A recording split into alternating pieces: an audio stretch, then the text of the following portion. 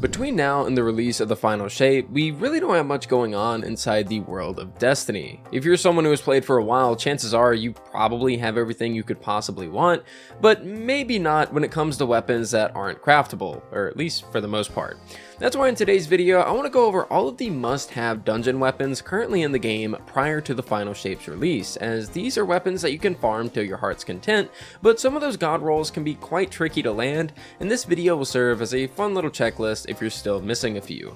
I'll be going over all of the dungeon weapons currently in the game that I deem worth the grind, talking about which dungeon and encounters you can farm them from, as well as what perks I recommend on each.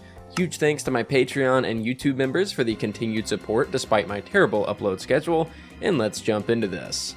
Now, although this video will feature quite a few weapons, do keep in mind that I am but one person and my opinion isn't objective fact, so chances are I won't talk about a weapon or god roll that you might deem a must-have, and if that's the case, definitely feel free to drop a comment for any of your fellow guardians below. With that said, all of the god rolls that I feature in this video, I 100% believe that you should not sleep on whatsoever, and speaking of sleep, 𝗏𝗏𝗡, today's video sponsor, makes that easier than ever.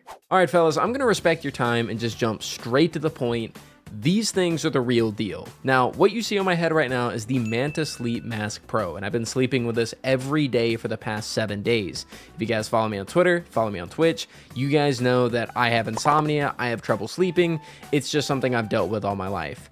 This has fixed that almost completely. It still takes me a little bit of time to go to sleep, but it happens a lot quicker when I wear these at night. These have some nice little cups that go around your eyes. They don't apply any pressure whatsoever. The fabric that it's made out of is fantastic, and it just keeps me really calm at night and allows me to sleep much faster. They even have an upgraded version of this which has built-in Bluetooth so that you can listen to things like podcasts or relaxing sounds or songs, and this doesn't even have that, and it still works wonders for me. But don't take my word for it. Take my word for it, but from the bedroom.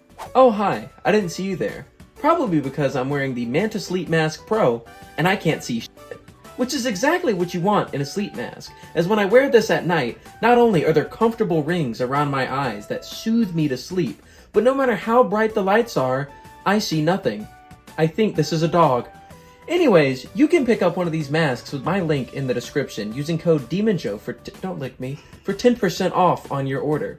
So please, I'm about to go to sleep, so scurry along, but make sure to pick up one of these for either you or a loved one. Good night.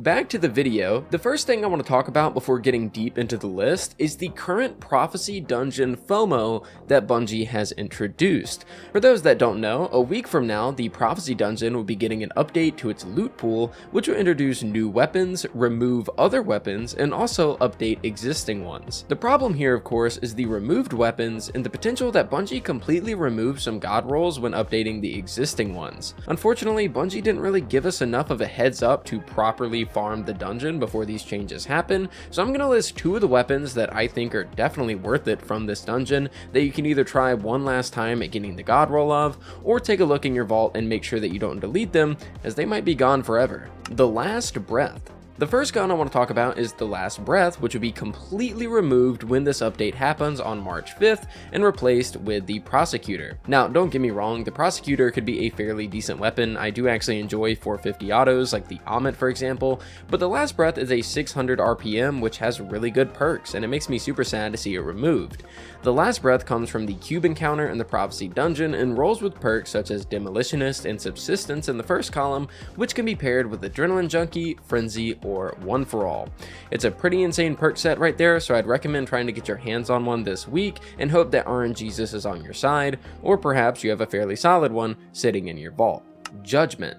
When it comes to Prophecy FOMO, this is the only other gun that I'd recommend taking a look at. Although the weapon isn't being removed, it is getting updated perks and having its element swap to Solar. Now, while I think Bungie can do something incredible here by adding a payload perk plus incandescent or demo incandescent, etc., there is no guarantee of that, and the current perk set that Judgment has is a godsend for those that don't raid. That's because where raiders, for example, are able to get their hands on the Fatebringer, which is known for being one of the best hand cannons for PVE, which can get payload Firefly or payload Frenzy, the Judgment somewhat is comparable to Fatebringer, but it trades out Firefly or Frenzy with Demolitionist in the first column. Timed Payload in Demo is an amazing perk combo, and it'd be a shame to see that completely vanish with this upcoming update, so make sure to swing by the first boss of the dungeon and see if you can't score it. By the way, when this update comes out, I'll have a fully updated guide for the Prophecy weapon set as a standalone video on the channel, so if you're watching this after the update drops, check the video description for said video. Unforgiven. This SMG has always been my favorite drop from the Duality dungeon, but it's never been one that I could get a perfect 5 out of 5 on. Unforgiven is one of those weapons that in my opinion has one of the strongest perk combos, but is limited by its base stats and needs all the help that it can get when it comes to the mag and masterwork. That's mainly because the reload speed is an atrocious 21, so having something like light mag or flared magwell with a reload masterwork would be ideal. If you can land either of those, you have an SMG that rolls a demo in the first column, which can be paired with Adrenaline, Frenzy, Repulsor Brace, which is pretty huge since demo can help you get volatile rounds on every class, and we also have Golden Tricorn here as well. Now, I know Demo and Frenzy can help out with the reload speed I talked about earlier, but trust me, when you either don't have a grenade available or Frenzy isn't procced, you'll regret not having better reload speeds. Anyways, Unforgiven is easily one of the best SMGs in the game right now, and although it's gotten from the super boring second encounter of Duality or the final boss, it's most definitely worth grinding. No survivors. While speaking on SMGs, let's move from Void to Solar and talk about this beauty right here. Now, No Survivors can drop from every encounter of the Ghosts of the Deep dungeon, and is one of my favorite primaries in the game. It's a 750 RPM aggressive, which is my favorite SMG archetype. It rolls Demolitionist in the first column, which is just Chef's Kiss, and in the second column, it can get Incandescent for those beautiful solar explosions, and also has Adrenaline Junkie for general damage. Oh, and it comes with Restoration Ritual as the origin trait, allowing you to shoot twice as many bullets per magazine, so long as you res a teammate or finish an enemy, which makes its okay base mag size way more bearable. This SMG always stuck out to me when this dungeon first launched, and after all this time, I still love it. Lingering Dread. Here we have an absolute beauty, as Lingering Dread is a lightweight frame grenade launcher that is in the kinetic slot as a stasis option. It comes from the first and final encounters of Duality, and its main appeal is the fact that it rolls with Chill Clip in that second column. Because this is a lightweight frame, you're probably not using it much when it comes to dealing damage, so disorienting grenades will be your friend here, and when paired with Chill Clip, that gives this grenade launcher the utility of both blinding enemies in a room for safety and stunning an overload champ that might pose a threat because of the slow that Chill Clip can provide. I'd personally combine Chill Clip with auto-loading in the first perk column, and with those two perks combined, you have a fantastic grenade launcher on your hands when it comes to utility. New Pacific Epitaph. Speaking of grenade launchers, this one is also a stasis GL, but this time as a wave frame archetype, meaning you'll use it more so for killing enemies rather than utility. This weapon comes from the first and final encounter of Ghosts of the Deep and is one of my personal favorite weapons in the entire game, as it's the only kinetic slot wave frame currently available. Not only that, but it also rolls with Demolitionist in the first column, which will net you grenades at a very fast pace considering the amount of kills that wave frames can rack up. You can also go with Unrelenting or Lead from Gold in that column, with the second column being great for Pugilist for even more ability regen. I typically don't run damage perks on these weapons since they mainly are used for one-shotting red bars, so I'm not really too crazy for things like Kill Clip, Redirection, or Adrenaline, but if that's your thing, you can go with those too. Fixed Odds. When it comes to solar machine guns, there are mainly 3 really good ones. However, one comes from the Dawning, which is limited to one part of the year, one comes from Trials, and the final one, which is Fixed Odds, isn't nearly as big of a headache to get since it's always available from Duality, and is also craftable for some reason.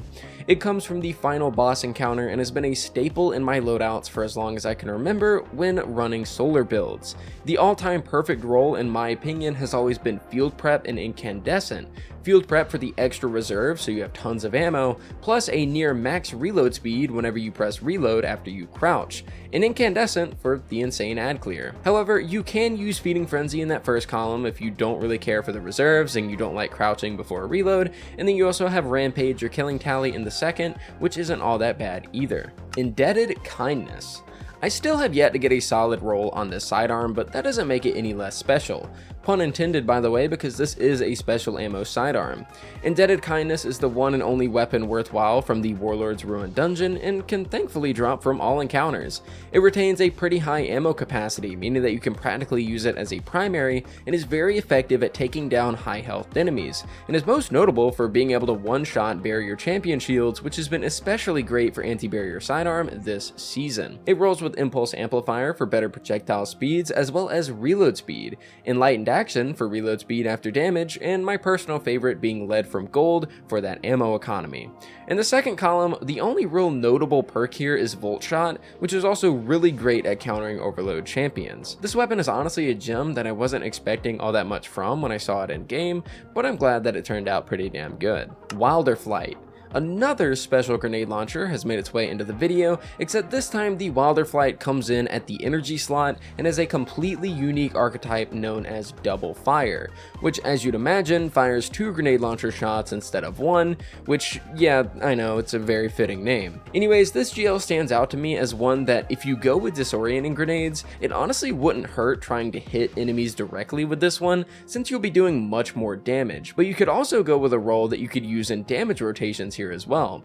For a utility-based role with disorienting grenades, I'd personally go with auto-loading paired with Lead from Gold, and for damage, you could do something like auto-loading paired with Frenzy or Vorpal Weapon. Just a little bit of burst damage in between swapping between weapons if you're using something like Bait and Switch. This GL came out with the Spire of the Watcher dungeon, and there hasn't really been another one like it, so get to grinding that final encounter if you would like one. EYASLUNA. Oh yeah, we're once again talking about this absolute sexy beast of a hand cannon because no stasis hand cannon has quite come close to it when it comes to being a top option for PvE stasis builds.